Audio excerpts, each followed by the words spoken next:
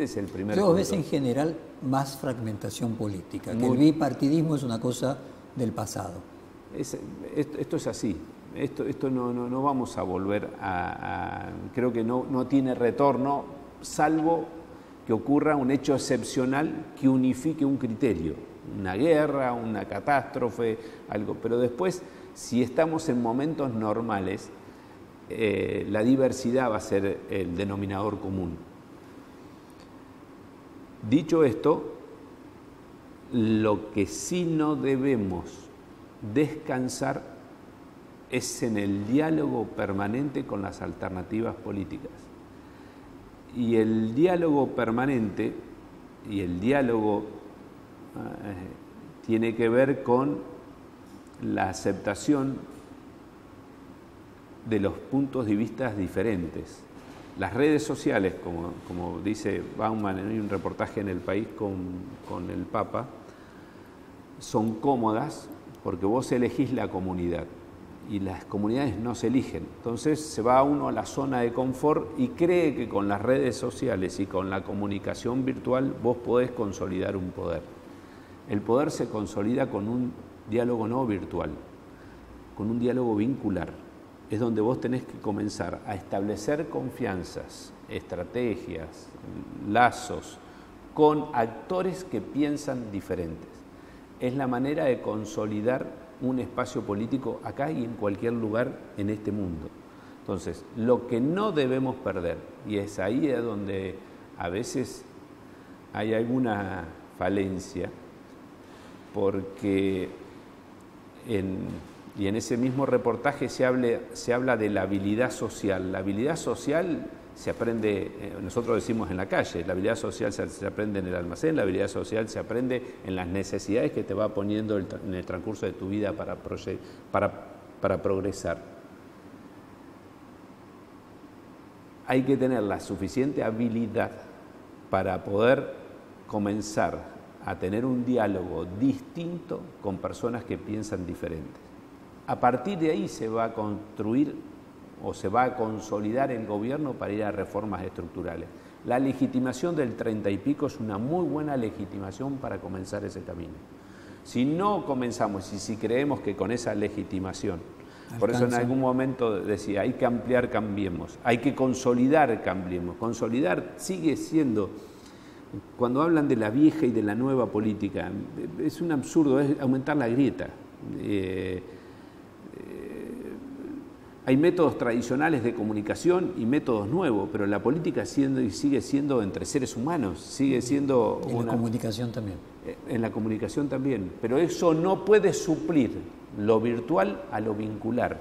Entonces, lo que sí hay que tener, la suficiente habilidad social para poder construir un espacio más amplio, un capital político más amplio, con otros dirigentes políticos que piensan en muchos casos muy distintos a nosotros. Emilio, vos el año pasado, casualmente un reportaje en Perfil dijiste, te voy a leer textualmente, Cambiemos fue un esquema electoral con éxito, no seamos hipócritas. Hay mucha distancia en que se transforme en un cuerpo sólido como partido político.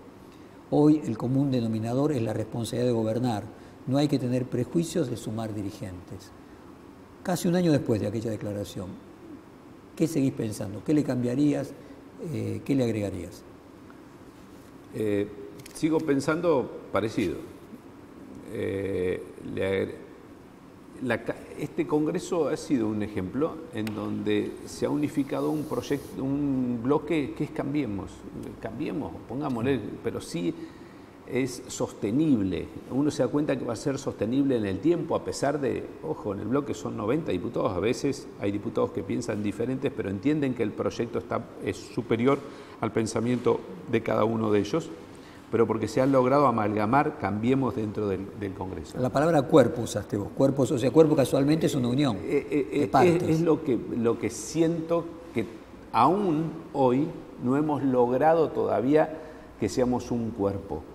Pero también entiendo por qué dije que fue un esquema electoral, porque se armó como tal. Yo, que tenía a cargo, conocía a la mayoría de los actores en ese proceso y no puedo decir, porque no milité en el radicalismo, si me hubiera dicho que los conocía, pero no los conocía. Ernesto Sanz lo conocí personalmente en el último año de Anilita Carrió. Entonces, no podemos decir que algo es sólido cuando vos lo hiciste con un objetivo electoral. Después a eso hay que agregarle otros factores. Hoy hablamos para los momentos de crisis. En los momentos que estás bien, todo esto que dije no se nota, porque de afuera, pero en los momentos de crisis, vos necesitas tener muy sólido el espacio, porque ese es el momento que te tiene que aguantar, que te tiene que poner en el hombro. Si no logramos, siempre uno... El barco precisa capital cuando hay tormenta. Bueno, trato de prever lo que puede...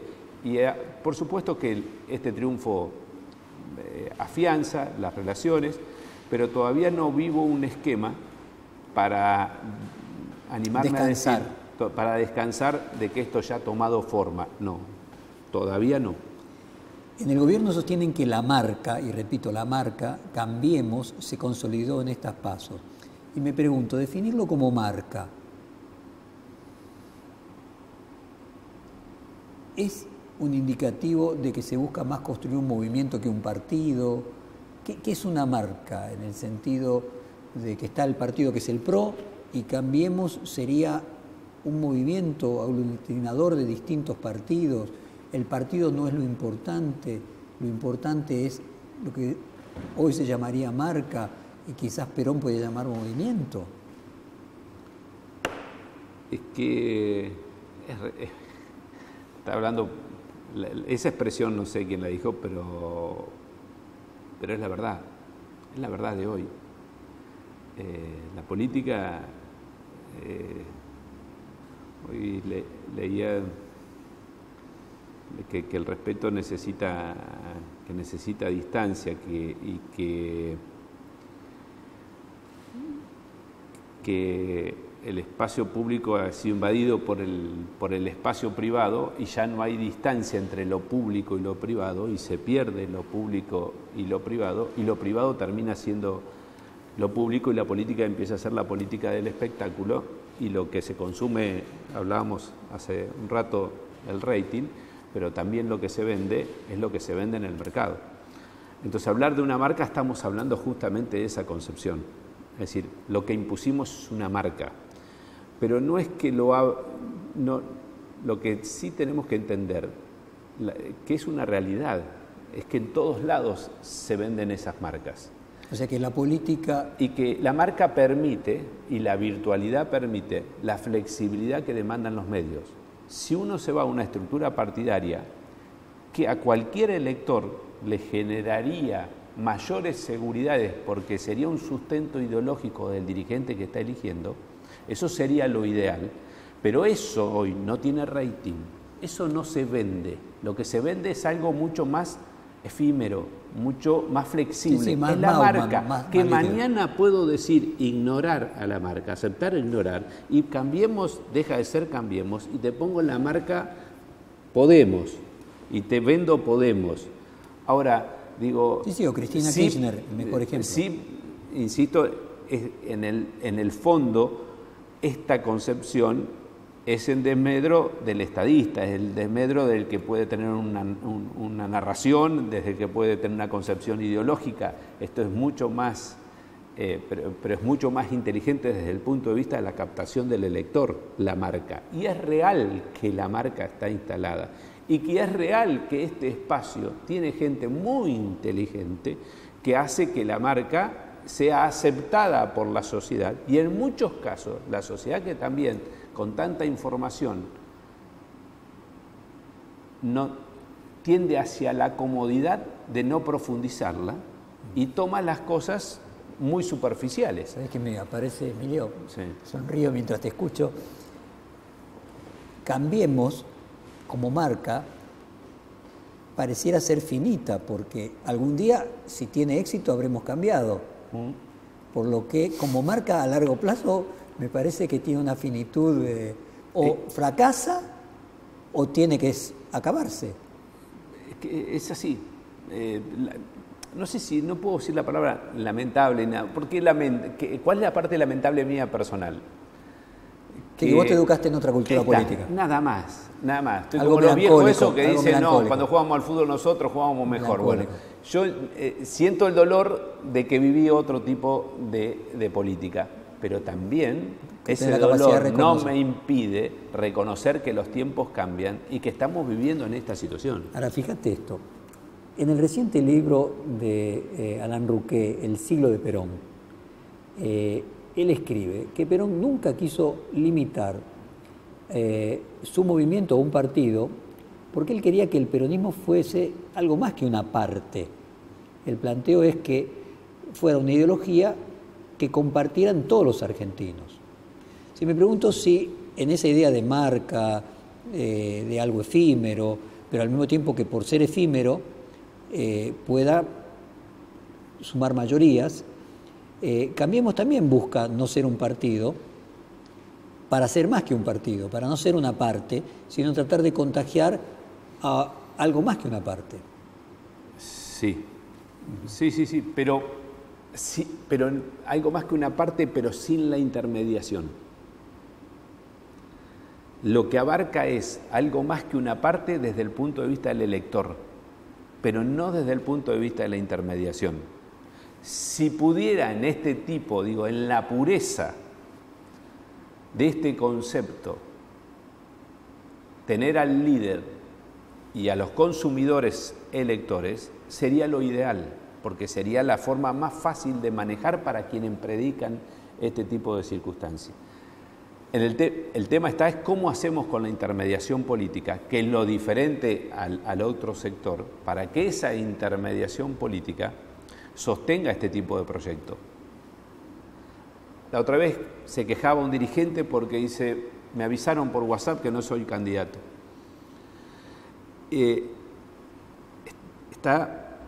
Hoy te vas a tener que enterar por WhatsApp, pero ¿qué me hace que el lazo que tengo con ese dirigente sea a través del WhatsApp? Así como yo le puedo hacer ignorar o aceptar hoy que estoy bien, el día de mañana yo estoy mal y también me puede ignorar. Es que yo te Entonces, esa intermediación es la que me preocupa, que hay que darle una solidez. Vos usabas a Bauman como ejemplo. Probablemente el hecho de que sea una marca, algo tan, podríamos decir, líquido, algo tan indefinible, tan poco lleno de densidad ideológica, pueda permitir abarcar más. Yo pero lo comparto, tiene que estar esto, porque esto lo que trabaja es directamente con el objetivo y el elector, sin intermediación. Ahora, en el medio, en el Estado, existen intendentes, existen gobernadores, existen diputados nacionales, que interinamente tenés que establecer vínculos y valga la redundancia, una relación vincular, no virtual, para fortalecer el espacio, en el caso de que haya vicisitudes, crisis, para no mantener la el mapa estructura. Con el territorio. Entonces, ahí es cuando le digo el cuerpo. Ahora, no, vos usaste cuerpo sólido. Sólido. O sea, casualmente lo contrario, ahí lo que estamos hablando es que no sea sólido, porque si es sólido es chico, siguiendo esa lógica, claro, ¿no? Que sea líquido permite que sea más grande. Pero es más grande porque el riesgo es que sea gaseoso. Pero es casi, cuando vos vas hacia el elector, que también, ¿por qué es tan líquido el nombre? Porque también, lo que hablábamos recién, la demanda tiene esa liquidez. Si te pones rígido no podés responder a toda la demanda. Desde el punto de vista del marketing usado en la política, yo estoy 100% de acuerdo. Finalmente lo que hacía el peronismo, ¿no? De responder en cada momento. Ahora, yo decía, después de ganar las primeras elecciones legislativas, Alfonsín soñó con el tercer movimiento. El tercer movimiento histórico, ¿no? Después de Irigoyen, Perón, tenía que venir el tercer movimiento histórico. Kirchner, después de ganar las primeras elecciones legislativas de 2005, en la que se saca de encima a Duhalde, sueña también con 16 años de kirchnerismo, alternándose entre él y su mujer y la transversalidad. Ahora Macri dice que textualmente se inicia un proceso de 20 años de crecimiento.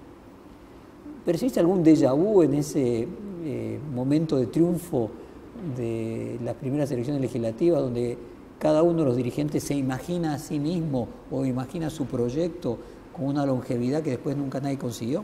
No, para nada. La expresión de Macri tiene que ver por una vocación, deseo personal de él. No tiene nada que ver con la perdurabilidad en el poder. Y vuelvo a la armonía, y vuelvo a su equilibrio. Mauricio Macri no necesita del poder para ser. No importa que sea el mismo. Sí, pero en algunos de estos actores el ser tiene que ver con estar en el poder. Creo que muchas de estas expresiones o estos deseos también tienen que ver con el ser. Mauricio es mucho más desapegado a esa situación. La expresión del deseo él es genuina, pero no es de perdurabilidad. Estoy convencido que Mauricio Macri no está en un proyecto de perdurabilidad en el sentido de pernoctar en la Casa Rosada o algún sucesor, sí de hacer las cosas bien. Lo conozco, pero muy bien como para decirlo convencido esto. No hay un proyecto en ese sentido. Esos 20 años son una expresión de deseo, de que quiere que 20 años, que el país no vuelva para atrás. Para ponerle que no sea un deseo de cada uno de los dirigentes. En este caso yo te mencioné a Alfonsín, Kirchner. Ahora, después de cada cambio de ciclo político, lo que se observa es que la oposición se atomiza. Fíjate vos, las elecciones ejecutivas del 95, Bordón por el Frepaso y Masachesi por el radicalismo fueron debilísimos. El menemismo obtuvo más que la suma de los otros dos. Las del 2007, sería como la reelección de Kirchner en Cristina, Carrió y Labaña sacó cada uno menos de un tercio de los votos de lo que sacó Cristina Kirchner. Y en el 2011, Wiener y Raúl Alfonsín sacaron aún menos votos. Es decir, nuevamente, que se produzca esta situación de que la oposición se atomiza y lo que queda es un oficialismo hegemónico. Fíjate que se volvió a hablar de la palabra hegemonía.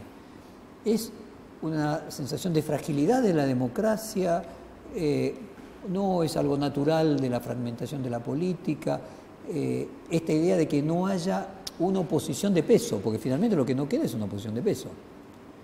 Es así, las nuevas democracias van a funcionar. Cuando vos decías antes no va a haber más bipartidismo, es decir, si no hay bipartidismo, entonces el partido del poder tiene una hegemonía que por lo menos el sistema democrático no estaba construido de esa manera, sino había un balance, un contrapeso, ¿no? Sí. Si tengo que describir la realidad de hoy, es casi esa, ¿no? Porque hay una hegemonía.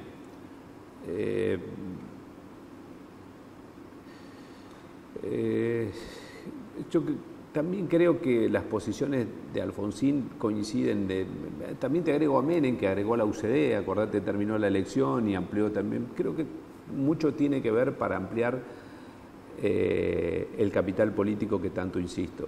En la atomización es donde uno aprovecha a cambiar el capital político e ir por las reformas estructurales. Muchas de esas opciones tuvieron ese sentido porque veían la oportunidad de ampliar el capital político y por supuesto ser un proyecto hegemónico. Y en este país ampliar ese poder es lo único que te permite hacer las reformas estructurales para poder salir de una vez por todas. Es decir, no estaba mal en el convencimiento que tenían estos actores de ampliarlo en su momento y de hablar desde el 20 años, el plan quinquenal de Perón hasta la fecha. Todos repitieron lo mismo. Todos. Mauricio está repitiendo lo mismo, si vos querés, en la buena fe de que tuvieron, si querés, los anteriores también. Claro, quieren 20 años distintos a lo que hemos tenido. Y me parece que es una expresión casi lógica de todos los que lo han manifestado. Sí la haría, en nuestro caso, no lo dejaría como una expresión, sino que ampliaría esa base para ir a buscar esos 20 años fructíferos. Emilio, sonrío porque lo que me transmite es la idea de que viste que te dicen que ya no hay matrimonios para toda la vida, Sí. y que se ha sustituido por monogamias sucesivas. O sea, la persona es monógama, fiel, vive una familia absolutamente normal, pero a lo largo de la vida cambia 3 veces de pareja. Puede ser que lo que vivamos en el fondo sean hegemonías sucesivas, es decir, en lugar de oposición y gobierno y oficialismo, Sí. que se van alternando, vamos a vivir, yo creo que sí, que hegemonías sucesivas. Que justamente por la diversidad que hablábamos recién, por los Perdóname un minutito. Tenés una luz que está titilando. por los indignados que aparecen y forman partidos políticos en forma permanente, como vemos en el mundo, los grupos de indignados, con una cuestión muy superficial, se forma un partido y terminan con bancas y opciones políticas.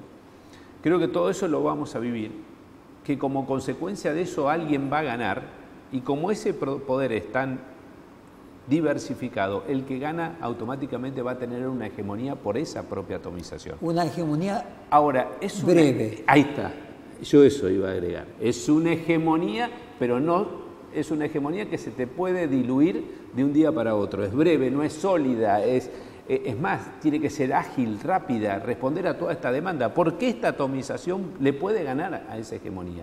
Puede terminar con esa hegemonía. Es muy interesante, ¿no? Como concepto, que se acabó la idea del balance de poder y de que vivimos, así como en las parejas de monogamias sucesivas, en la política de hegemonía sucesiva.